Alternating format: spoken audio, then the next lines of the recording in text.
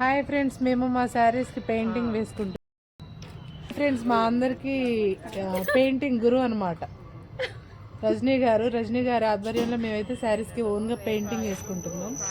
అవి ఎలా ఉన్నాయి ఏంటి అనేది మీరు నెక్స్ట్ ఫుల్ వీడియోలో చూస్తారు.